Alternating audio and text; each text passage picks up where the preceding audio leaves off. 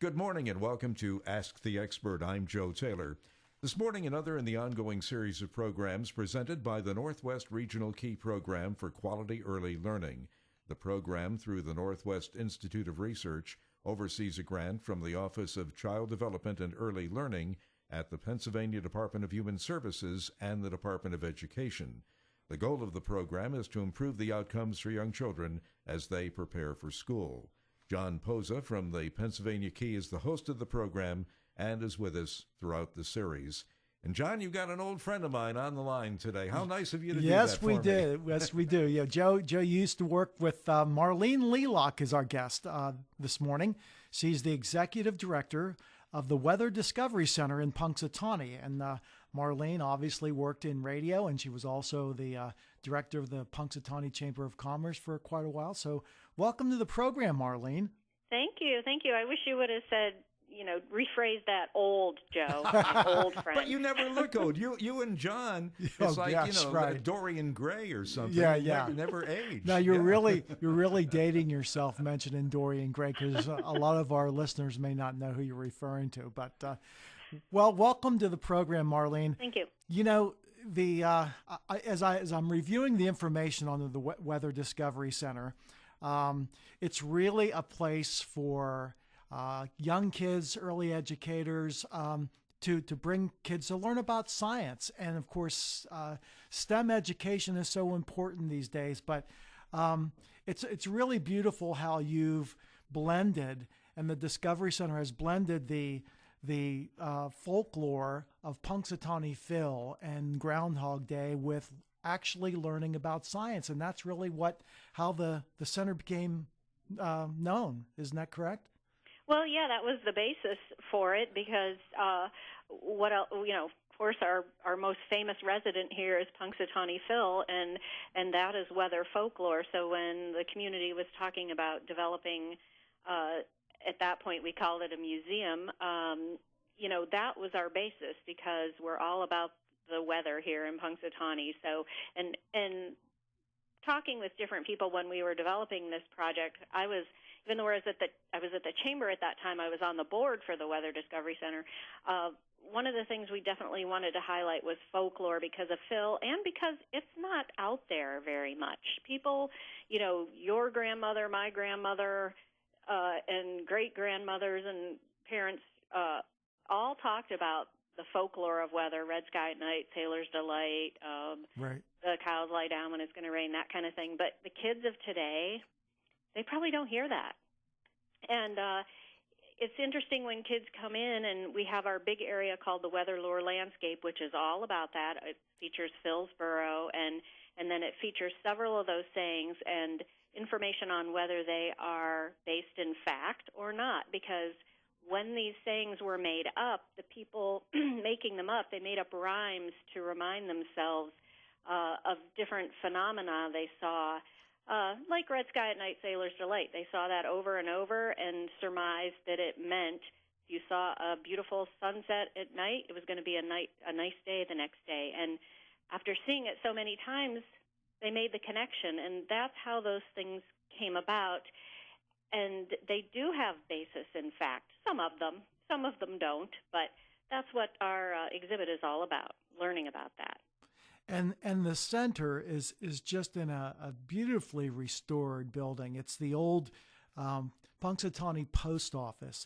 And what was done to restore that building to create the Discovery Center is just amazing. And I have been there numerous times, and it's just a great place to visit for anyone, children or adults alike. And of course, you have many field trips, don't you, of children that come from elementary schools as well as preschools to visit the center with activities. Isn't that true?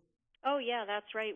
We're in our field trip season right now, April and May, and we get schools from all around the region. They come, most of them, about a 2-hour drive is the limit, so that's about as far out as we get schools. But we've had them from Shannon Valley, St. Mary's, Indiana, and we love having those groups. The other thing we do a lot of these days, and more, is we do a lot with the Boy and Girl Scouts. We do some merit badge programs for the boys, and we do the journeys for the Girl Scouts. Just this past weekend, we had our weather extravaganza for the Girl Scouts, where we work with the Groundhog Club, and the girls come and they get to go to Gobbler's Knob and meet Punxsutawney Phil. They come here and they do a few things. They get a walking tour of our fantastic Phil. So it's a day-long event, and we had about 100 girls and their families here from Pittsburgh, Meadville, Somerset County, from all over. So it was really great. Now, when the kids come, they don't just look around. They actually are engaged in educational programs while they're at the center. Can you tell us a bit about the woman who was going to be with us today and unfortunately couldn't be on, Amanda Hornak? She is the Center's Director of Education and Programming. A little bit maybe about her background and her approach in working with the kids and helping them learn all about weather. Sure. Amanda has her degree in elementary education, and she basically develops the special programming that we have on a pretty regular basis. Most of the time we do these special programs on the weekends. For instance, coming up on May 5th, we have a program called Something About the Sun, and during the 2-hour program, she will do activities that will teach children about the sun, and she'll use a variety of techniques. Sometimes it's an activity, sometimes there's a craft involved. We have a smart board where we do games and interactive programs with them, and we always allow the kids to have time on our exhibits, free time, where they can explore the different exhibits that we have and have a little bit of fun when they're here too. But Amanda does all that, and she also is the person who runs our Boy and Girl Scout program. She's certified with the Boy Scouts for several different merit badge programs, and so she's in charge of all that. Yeah, and I know that one of the things that kids get to do when they visit is they actually can kind of like replicate what it's like presenting the news on television. They could sort of like be their own meteorologist presenting the weather. There's a camera that's set up and so forth. And tell me, do any kids, have you over the years since the center's been open, have you known of kids who, from their experience of being at the Discovery Center, decided that, hey, they want to become a meteorologist when they get grown up? I can't offhand say that I know of anyone directly that has done that, because a lot of the ages that we get in here are pretty young. But we really feel like through our exhibits and through our programming that we're at least exposing them to science. Right. And maybe in a little bit more fun way than they get it in school, so it might spark their interest a little bit more. This year we did do, for the first time ever, a Young Meteorologist Club, and that was with the 8th and 9th grade level, and that was the first time we'd had a specified program for that age group. Now, those kids, there might be one or two out of the group that we had that might go on, because a couple of them were, I'll tell you what, they knew quite a bit. It was tough to stay ahead of them. Right. So, yeah, your programs for kids are geared for different grade levels, and this program deals primarily with early childhood learning. Do you have programs for preschoolers, and maybe can you describe how Amanda works with very young kids and how she teaches them all about the weather?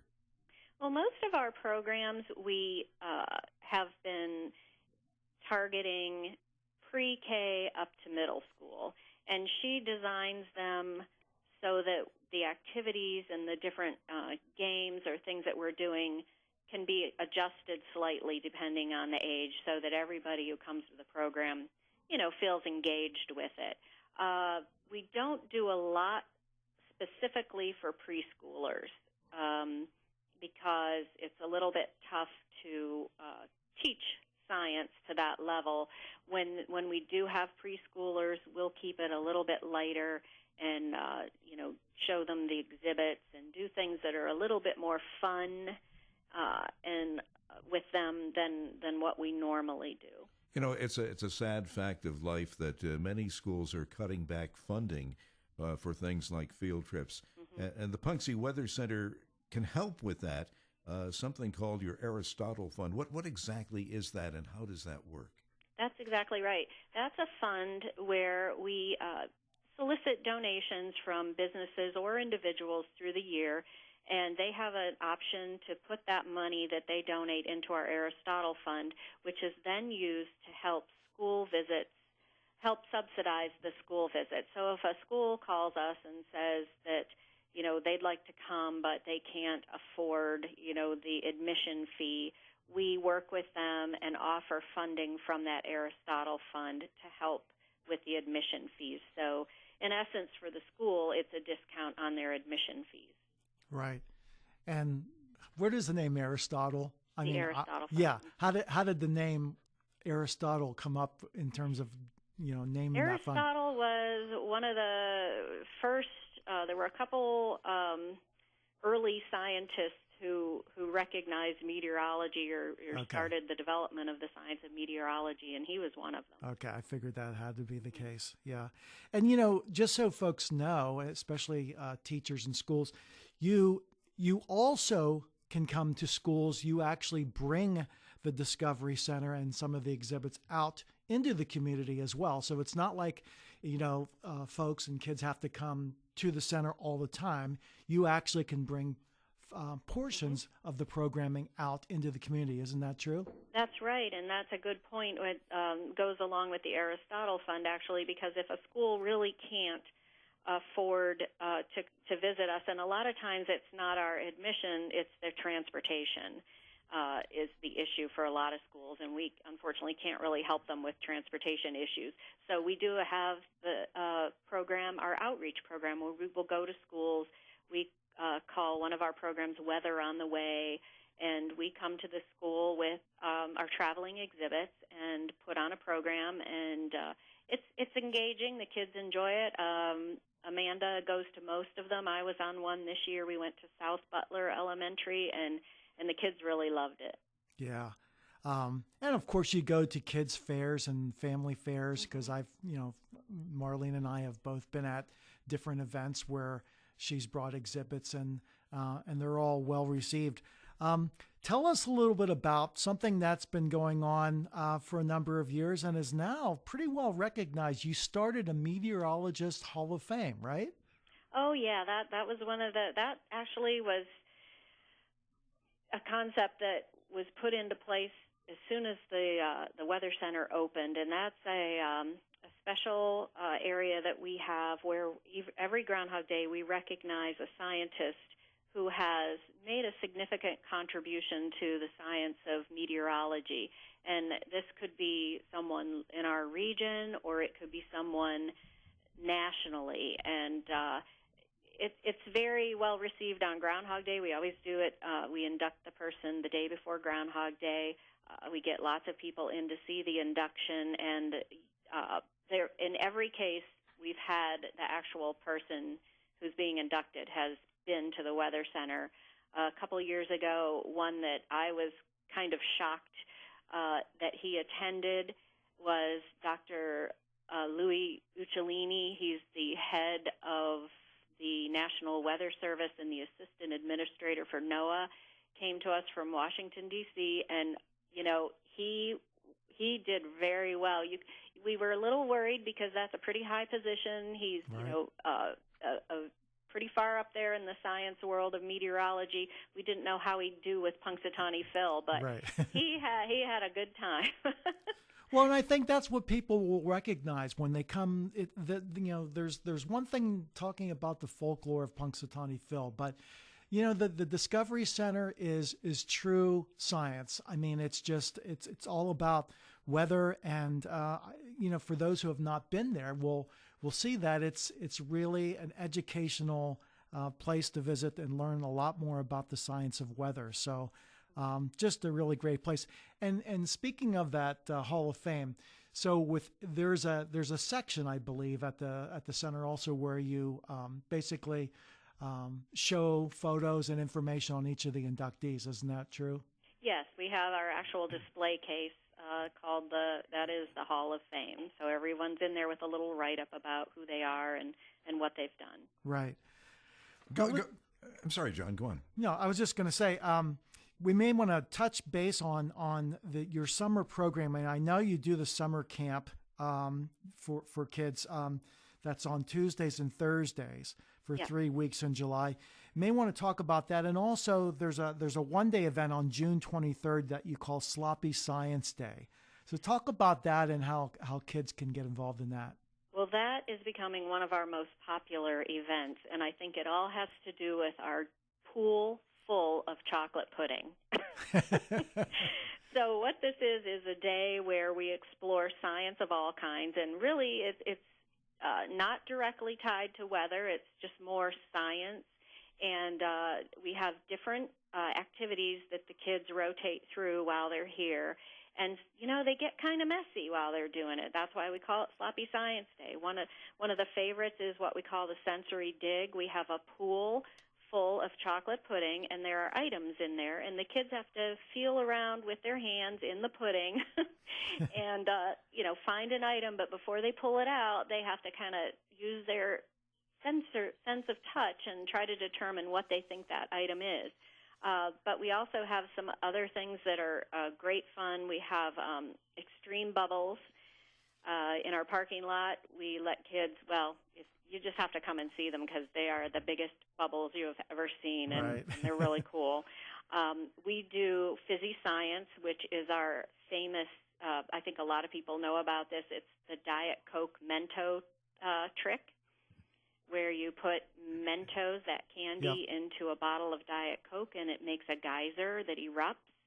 And we explain the science behind that, why it works the way it does. Whether the kids hear it or not, I don't know, because they just love that geyser. And then this year we're introducing a couple new things. We're going to do bottle bubble painting. We're going to do chalk bombs of color. And we are doing a tie-dye shirt science and glow-in-the-dark slime.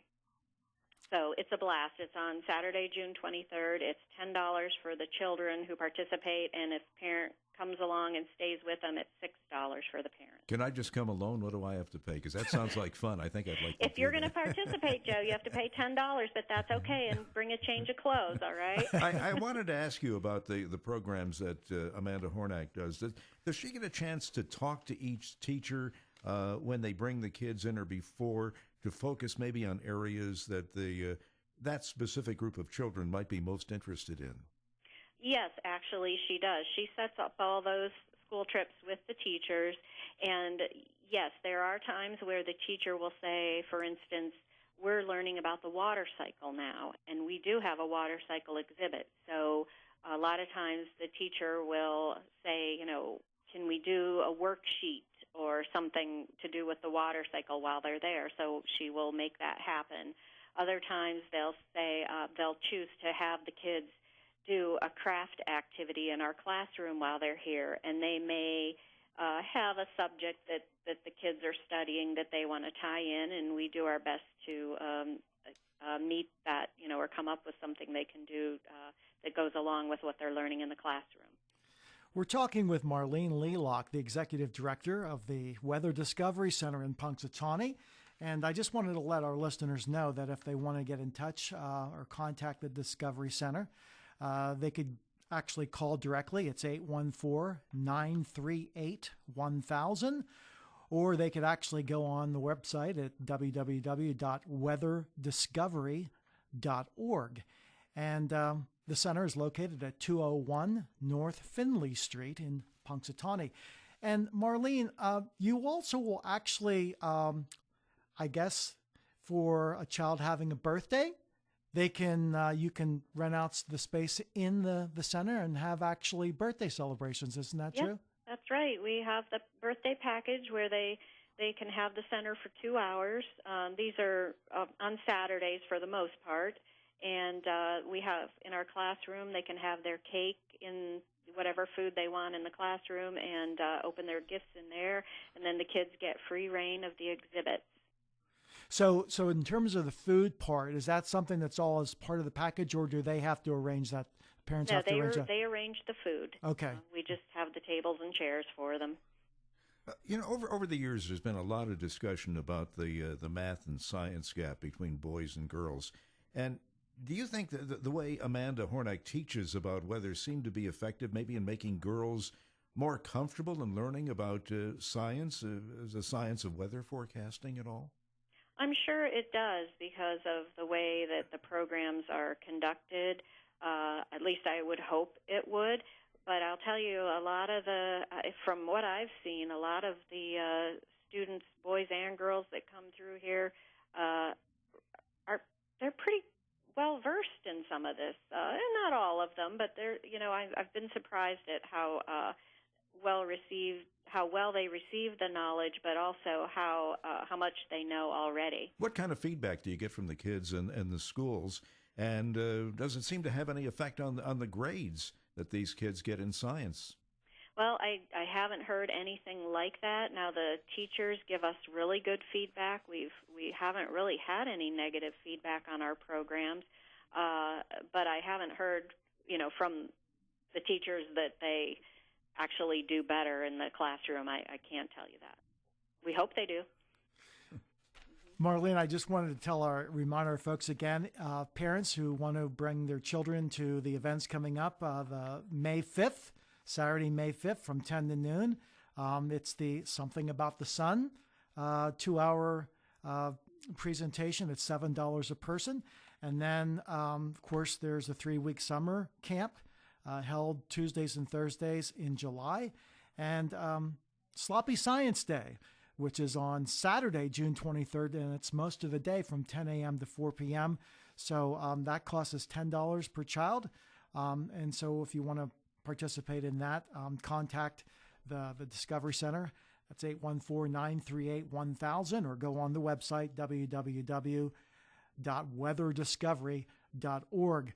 Marlene, also, if teachers want to contact you directly or Amanda and have questions, how can they go about doing that to arrange maybe a field trip? Or they can use the phone number that you just gave, or they can directly email Amanda. It is amanda@weatherdiscovery.org. Okay, that's great. Mm-hmm. I'm amazed every year that the Discovery Center just seems to evolve with coming up with new and interesting projects. And, one of the other things that we do, we have had in the past meteorologists that have come and during Week of the Young Child, they've actually read books also at the Discovery Center during that time. But it's a great place to learn about science, and our time has just rapidly run its course. And I wanted to thank Marlene Lellock, Executive Director of the Weather Discovery Center in Punxsutawney. So teachers, parents, urge you to go visit the center, and you won't be disappointed. Thanks for being on the program, Marlene. Thank you for having us. We really appreciate it. And that's our program for today. We'll be back in 2 weeks at this same time. In the meantime, you can go online to learn more at papromiseforchildren.com. For John Poza and the Northwest Regional Key Program for Quality Early Learning, I'm Joe Taylor. Thank you for listening, and have a great day.